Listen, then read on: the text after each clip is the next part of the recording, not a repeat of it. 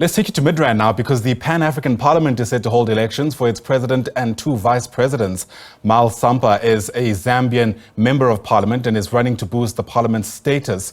In fact, we're asking the question, will these elections affect the parliament's future, and what changes or challenges might these new leaders face? For more on this, let's bring in Khayelihle Khumalo, part of our team watching developments. He joins us now live from Midrand. And Khayelihle, the parliamentary chambers there has been the site of flying chairs and bottles. Who can ever forget some of those scenes? I wonder to what extent you reckon decorum, at the very least, will be maintained today.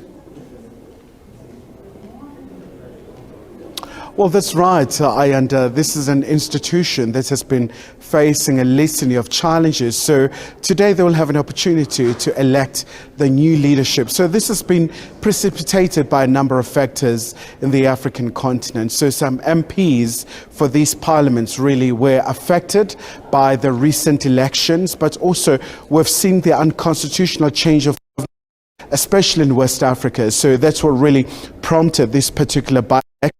But so far what you do understand, is that Zimbabwean Senator Charumbira may be re-elected. So at least that's what you get from so many people here. But we do understand as well that a Zambian MP and also a man who's a former Zambian Lusaka mayor, that of course Mr. Sampa, is actually trying to challenge this. So we expect they're set for 10 a.m. This morning. So it's bound to be a very critical time for this institution. And as you know, that the Pan-African Parliament, really, when you look at Malabo, so this is an instrument that is supposed to give this institution the teeth to bite, so to speak, in terms of giving it more powers to be a legislative assembly of the African Union, especially so far because most of the decisions that are taken are pure recommendations. So a number of member states within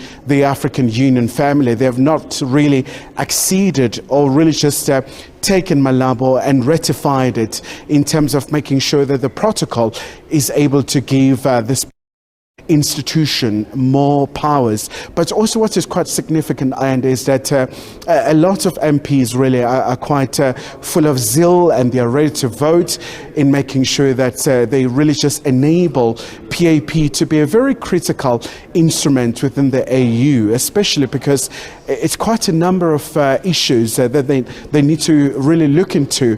The coups that we've seen in Africa, especially coinciding as well with the Human Rights Month, where the issues also pertaining to the conflict as well. So it's just a litany of challenges facing the PAP. And that makes this institution so crucial. Hopefully everything goes ahead even better than planned. Khayelihle Khumalo, live to us there from Midrand for now. Thanks very much indeed.